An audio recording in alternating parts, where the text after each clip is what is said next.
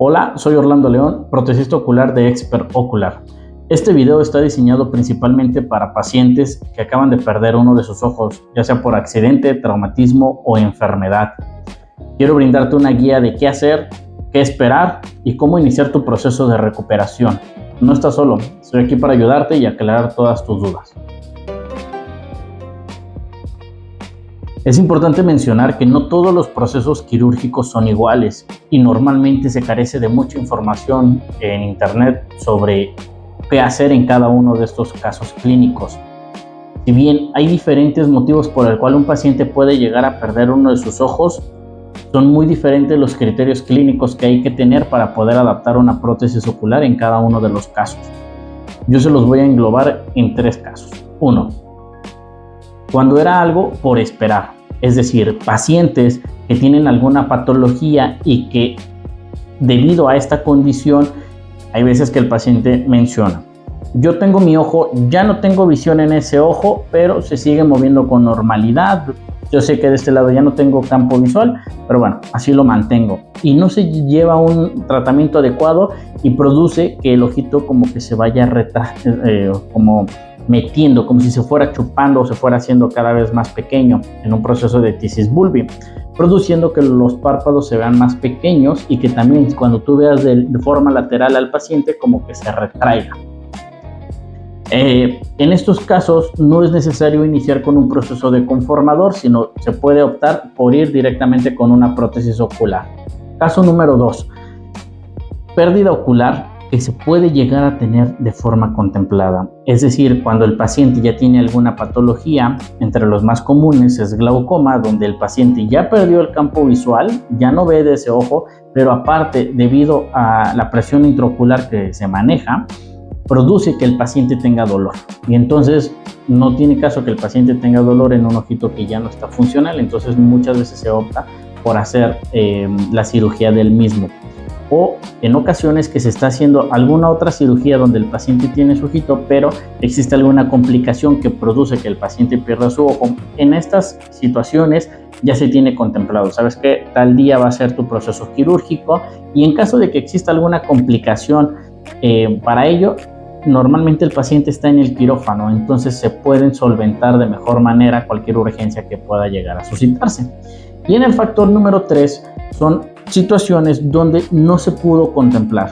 Accidentes, traumatismos, quemaduras, explosiones, son cosas que no se tenía contemplado y que muchas veces en lo que el paciente llega a recibir atención médica o que entre a quirófano, ya pasaron horas e incluso en algunos casos más graves días en lo que es atendido, produciendo que el paciente pierda su ojo y que aparte se tengan algunas otras complicaciones estéticas y mecánicas, produciendo que el paciente pueda llegar a utilizar placas, que aparte de la extracción del ojo se tenga que hacer un proceso quirúrgico en párpados, en mandíbula, en otra zona craneal, etc. Entonces, en este caso es donde suele ser un poquito más tardado el procedimiento de una prótesis ocular, porque hay que esperar que cicatricen otros factores, no solamente lo del ojo, y que incluso una vez que se coloque la prótesis ocular, las placas, tratamientos o cirugías del párpado puede dificultar que alcancemos una apariencia estética tan simétrica. No obstante, insisto, cada caso es diferente y esto lo explico de forma de generalidades para ampliar un poquito más el campo de entendimiento de nuestros pacientes y que sepan qué es lo que tenemos que hacer. En los 2 factores que les comentaba de que son procesos quirúrgicos, se puede llevar a cabo 2 procedimientos: enucleación y evisceración. En los procesos de enucleación, básicamente al ojo se abre, se extrae lo que tiene interno, básicamente se drena o se vacía este ojo y se coloca un implante. En la mayoría de los casos, hay ocasiones que este implante no se coloca por situación de recursos o porque se llegan a hacer un procedimiento en un hospital público donde no se cuentan con todos los insumos y no se coloca implante. Si llega a ser ese caso, sí les sugiero que hablen con su cirujano para ver qué alternativas hay de que se coloque sí o sí un implante. Insisto, dependiendo cada caso clínico y también dependiendo la opinión de su cirujano.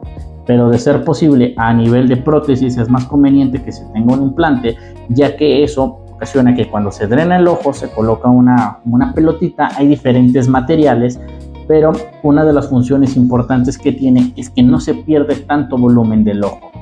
En cambio, cuando no se coloca ese implante, pues queda como un muñón, algo similar como una pequeña lengua. Entonces, se puede diseñar la prótesis, sí, pero va a tener que ser una prótesis un poco más gruesa o un poco más amplia. En el proceso de enucleación, básicamente se extirpa todo el ojito y también se pueden extirpar músculos. Esto produce que la cavidad ocular que se tenga una vez del procedimiento quirúrgico sea más amplia. Entonces, como se llega a retirar también este tejido, queda como un hoyito. Entonces, la prótesis ocular que se tiene que colocar tiene que ser considerablemente más amplia. Y aquí es donde existen diferentes tipos de prótesis, que para eso está el otro video, pero a grandes rasgos existen prótesis de cascarilla o esclerales que lo que permite es que sean algo sumamente delgado. Puede observar que básicamente hasta se ve ligeramente translúcida, no está terminada, pero se puede apreciar el pigmento del iris desde el otro lado. En procesos de evisceración donde el paciente cuenta con el implante, es un poco más gruesa la pieza, pero tampoco termina siendo algo tan súbitamente grande. Y en pacientes donde se extrajo completamente el globo ocular, sí suelen ser prótesis pues mucho más amplias. ¿Por qué? Porque tenemos que rellenar el espacio que dejó la ausencia del ojo. Estas son las generalidades de qué tipo de tratamiento es el que pueden llevar a cabo. A días u horas de haberse realizado el procedimiento quirúrgico, lo más adecuado es que se coloque un conformador. Existen diferentes tipos de conformadores. Los más usuales de inicio son estos dos, que son de concha. Es similar a una prótesis, no es la misma calidad que la prótesis ocular, no es la misma calidad de acrílico porque no está diseñado para durar tanto tiempo, se coloca de forma provisional. En la mayoría de los casos se coloca de 2 a 4 semanas. ¿De qué depende? Del proceso de cicatrización del paciente.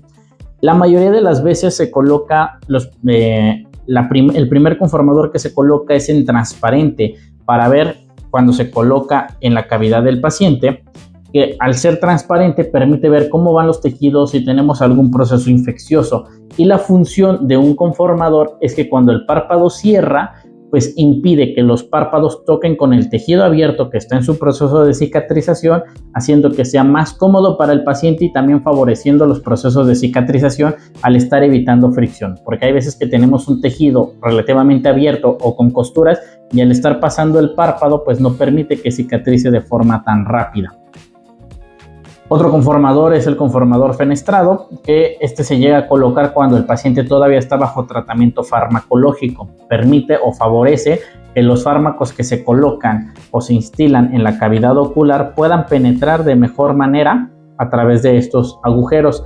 Y también cuando el paciente llega a tener mucha secreción, sangrado o exceso de lágrima debido al proceso quirúrgico, esto permite que se drene de mejor manera, porque este otro en ocasiones se llega a rellenar de líquido y entonces pasa lo mismo, impide que se dé una buena cicatrización o que incluso pueda llegar a favorecer algún proceso infeccioso. Ahora, una vez que se coloca estos dos, insisto, de 2 a 4 semanas se coloca ese. Posterior a ello, se recomienda que se utilice un conformador anular hecho a la medida. Después del procedimiento quirúrgico existe la posibilidad de que tengamos una retracción en alguna zona de los párpados. Un ejemplo, que tengamos una retracción en la parte superior del párpado. Para ello se coloca un conformador que está diseñado en esta forma, sino como un gran agujero en la parte central, porque ya no es necesario tener tanto cuidado en la parte de los procesos de cicatrización, pero es más amplio. Las esquinas son un poco más agresivas porque su función es ayudarnos a expandir la parte de los párpados y que esto puede ir abriendo dependiendo en la zona donde nosotros lleguemos a tener retracción. Y lo mismo se utiliza de 2 a 4 semanas. Una vez que ya se ha utilizado la función del segundo conformador, entonces ahora sí ya podemos emplear un proceso de prótesis. En los únicos procedimientos donde no se necesita o no es necesario iniciar con un proceso de conformador es cuando el paciente ha tenido solamente retracción del globo ocular, pero todavía se tiene su globo ocular. Ahorita les mostraré algunas fotos. Cuando lleguen a ser de estos casos, no es necesario iniciar con un proceso de conformador. Pero cuando sí tenemos procesos quirúrgicos, entonces sí se coloca el conformador. Hay veces que los pacientes nos mencionan, no doctor, es que así como operaron a mi esposa, así como operaron a mi hijo, salió y nunca le colocaron el conformador. Si llega a ser el caso, consulten a otro especialista para una segunda opinión del por qué no se colocó conformador. Existen unos casos muy puntuales donde no se puede colocar conformador, normalmente cuando el paciente va a tener otros procesos quirúrgicos al cabo de pocos días, pero si ya se dio de alta el paciente y no trae un proceso de conformador, entonces sí les sugerimos que consulten una segunda opinión para ver si es factible colocar un conformador. Los conformadores no son artículos costosos comparado con el costo de una prótesis. Entonces, el colocar un conformador, la verdad es que sí favorece muchísimo en cómo va a quedar el procedimiento final de tratar de igualar ambos ojos o con fines estéticos para el paciente. Entonces, si no se coloca un conformador o por querer ahorrarse unos cuantos pesos o dólares, sí pueden perjudicar considerablemente la simetría que puede llegar a alcanzar el paciente. Entonces, si en sus posibilidades está colocar un conformador, qué mejor. Insisto, es importante seguir todas las indicaciones de su médico oftalmólogo y de su optometrista conforme vaya haciendo su proceso de recuperación y que no se estén automedicando o que no se estén colocando los conformadores. Yo quiero que sea más grande, voy a colocar uno más amplio. No, todo eso tiene que ir bajo indicaciones médicas. Y también es muy importante mencionar que hay veces, y esto es un error muy común, que cuando se coloca en el conformador, dicen, no te lo quites. Y en verdad el paciente no se lo quita para nada, lo cual es conveniente cuando tenemos algunos casos severos de cirugías. Pero lo más higiénico siempre es retirar el conformador cuando ya se puede, cuando ya tenemos más cicatrizado el ojo, limpiarlo, hacer una limpieza ocular suave y volver a colocar el conformador. Esto se tiene que hacer con mucho cuidado e insisto, bajo las indicaciones de su médico tratante, porque si lo retiran y todavía tienen puntos de sutura y se tallan con un hisopo o se frotan el ojo, pueden echar para atrás el proceso quirúrgico. Entonces tiene que hacer con cuidado, ¿de acuerdo?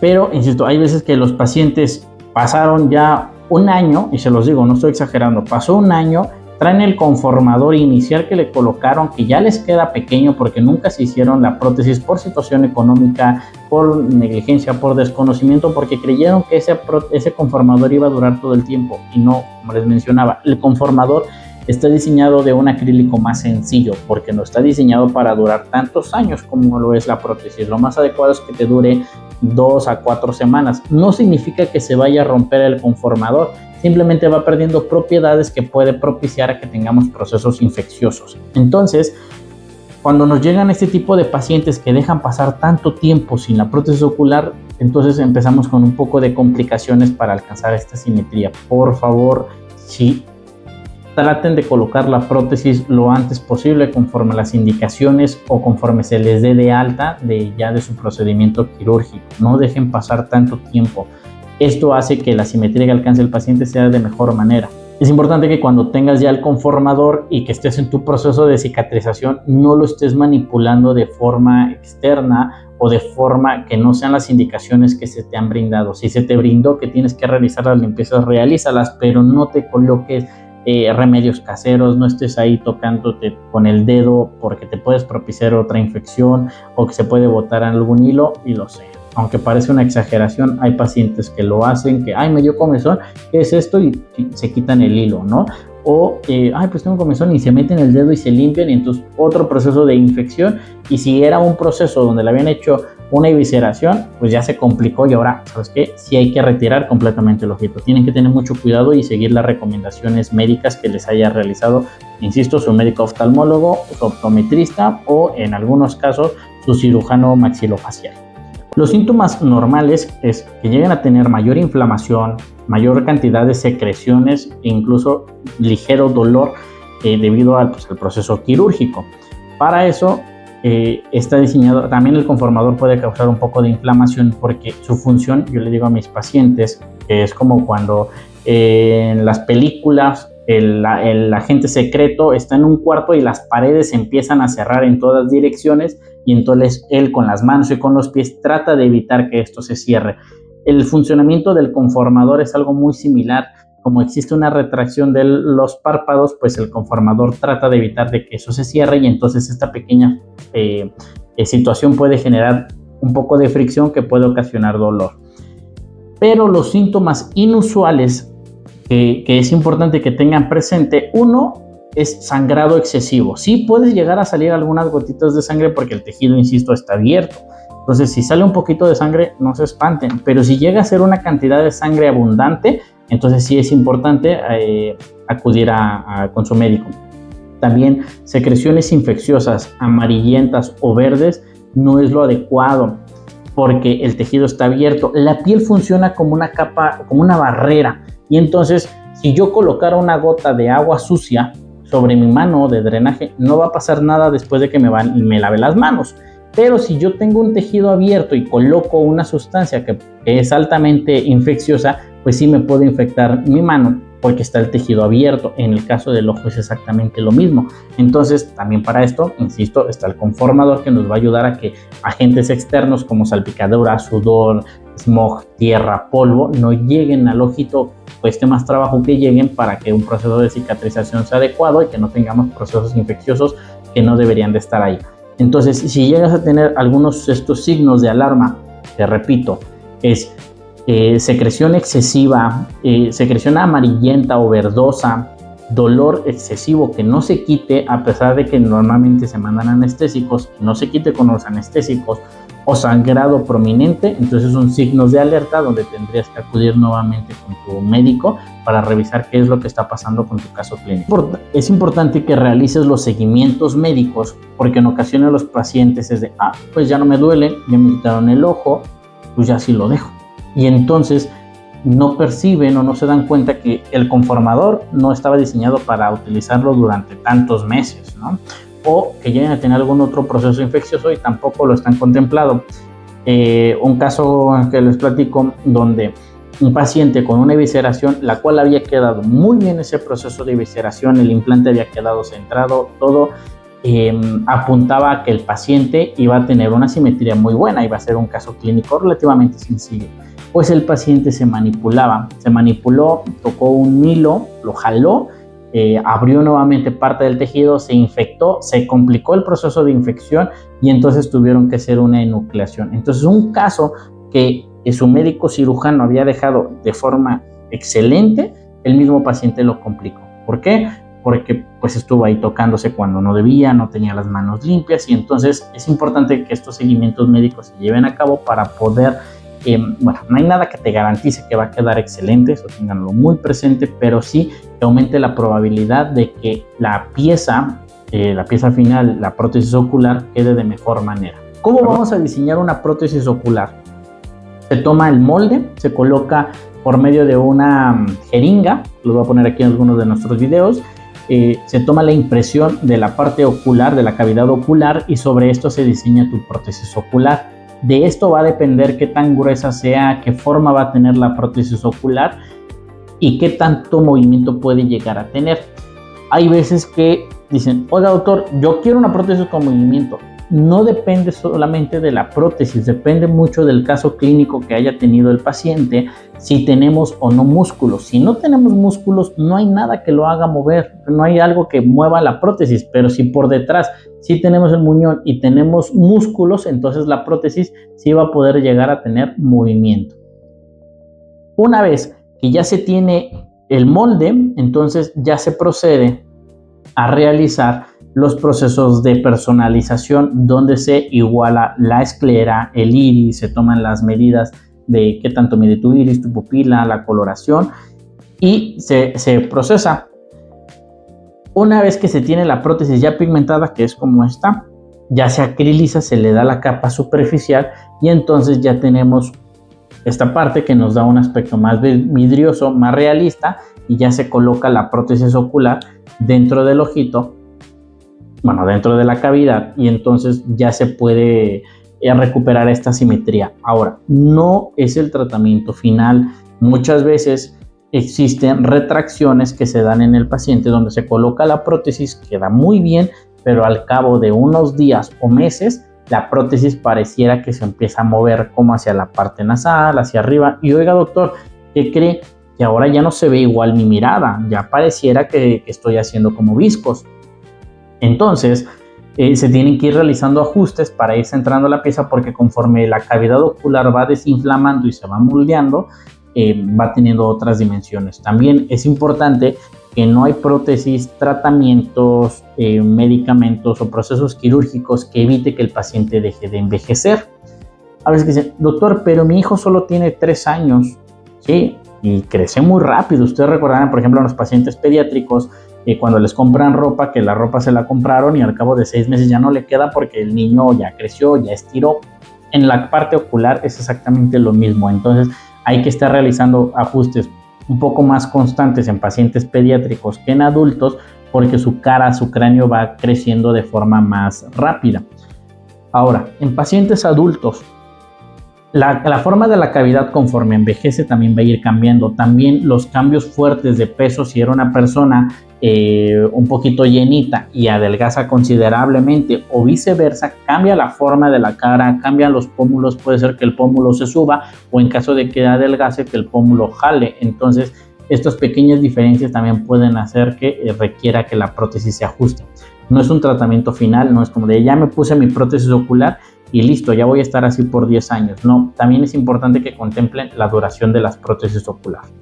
Una vez que ya tenemos el proceso de cicatrización y ya se dio de alta de los procesos quirúrgicos que llevaron a cabo con su médico cirujano o con su médico oftalmólogo, entonces ya pasamos al área de prótesis, donde tenemos que evaluar, 1, en qué condiciones dejaron la cavidad ocular, porque hay veces que ya cicatrizó, pero por algunas situaciones, no meramente de qué tan competente pueda llegar a ser su médico, sino por las complicaciones propias que se puede llegar a tener cuando el paciente llegó chocado. Pues a ver, la prioridad es salvar la vida del paciente. Entonces hay veces que no suelen ser como tan cautelosos en cómo se hace la sutura, etc. Entonces, primero tenemos que ver en qué condiciones está la cavidad ocular, se tienen que realizar limpiezas, colocamos un hisopo en la parte interna de los párpados para poder estirar y ver hacia dónde tenemos retracción, dónde tenemos limitantes, dónde hay placas.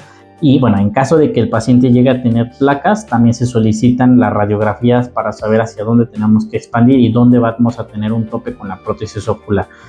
Entonces, ya que conocemos eso, se le platica al paciente cuál es el procedimiento de tratamiento que va a llevar a cabo.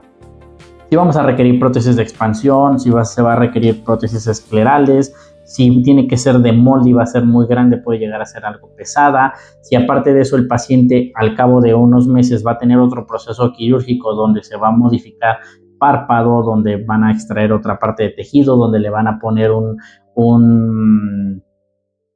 poco de grasa para que vuelva a recuperar parte del volumen, el ojo, el párpado, si van a retirar placas. Todas estas complicaciones posteriores al primer procedimiento quirúrgico también es importante tenerlos presentes para saber qué tipo de tratamiento es el que se les va a colocar, y que el paciente tenga presente cuál es el tratamiento final real. El colocar una prótesis ocular no es el tratamiento final, no es de, ya me puse mi prótesis ocular, listo doctor, nos vemos en otros 50 años o hasta que me muera. No, no es así.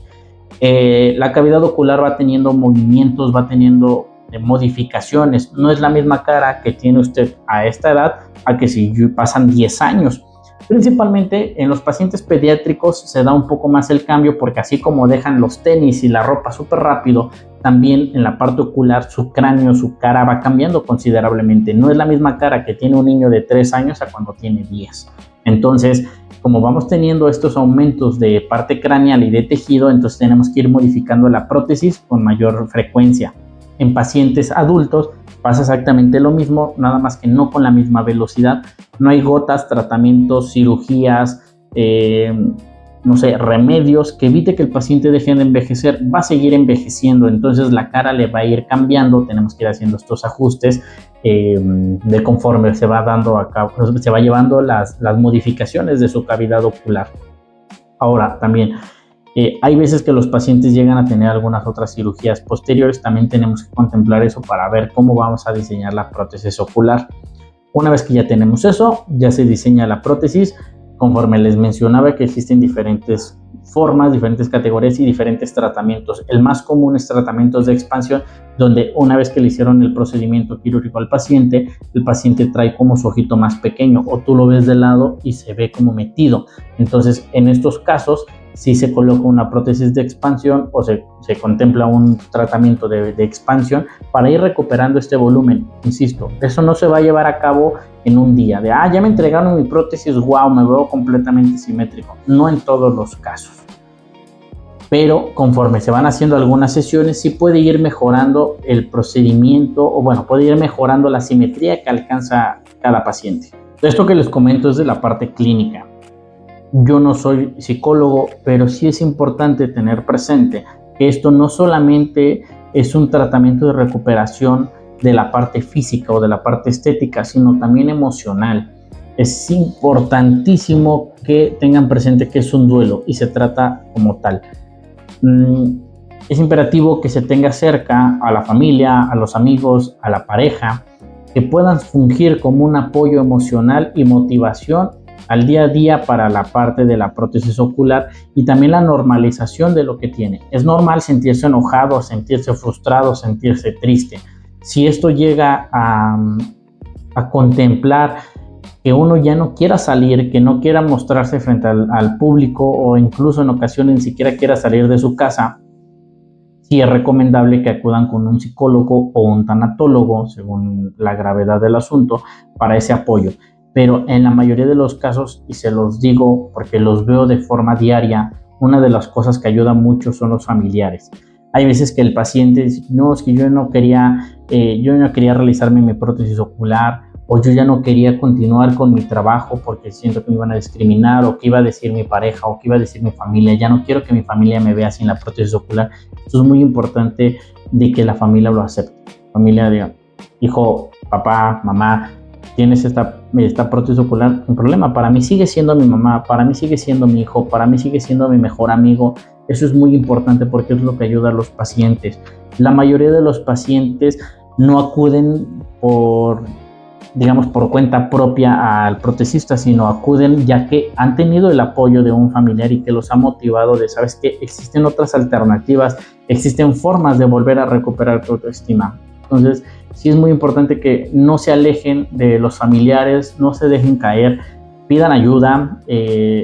Tenemos también grupos de apoyo donde pueden encontrar a más personas con prótesis ocular que te pueden platicar desde su punto de vista cómo ha sido llevar a cabo esta parte de las prótesis oculares. En la descripción del video les voy a dejar los links de algunos pacientes que hacen contenido y que nos apoyan precisamente platicando desde su trinchera cómo ha sido llevar a cabo cuando nacieron sin su ojito y ahora que son adultos, niños que tienen microoftalmia y que también te platican cómo es su día a día, o pacientes que debido a algún accidente o enfermedad han perdido su ojo y que te platican desde un punto que yo no les puedo platicar del todo porque no lo he vivido. Entonces tienen este ejemplo de gente que ha salido adelante, gente que te da algunos tips personales de cómo te puedes llegar a sentir mejor o cómo puedes relucir nuevamente tu propio yo. Entonces, les recomiendo mucho que visiten esos canales y que puedan encontrar ayuda que quizá yo desde mi punto de vista clínico no les puedo ofrecer, porque como les mencionaba, no soy psicólogo, pero les dejo estas alternativas y esta ayuda en la parte inferior de la descripción. Espero que toda esta explicación les haya servido y les haya ampliado un poco más el panorama de cuál es el tratamiento ahora a seguir en su proceso de recuperación.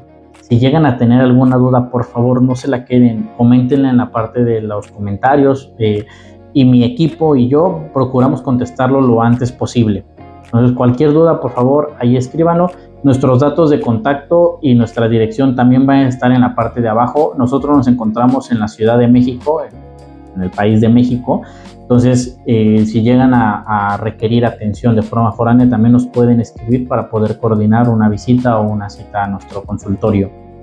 Tengan presente que la pérdida de un ojo no es una situación final, sino es el inicio de una nueva etapa. Entonces, por favor, manténganse cerca de sus familiares, amigos, papá, mamá. Por favor, apoyen siempre a nuestros pacientes, que es un momento muy importante en su vida y que necesitamos mucho siempre de esta parte del apoyo emocional. Bueno, sin más, espero les haya servido el video y nos vemos en el siguiente.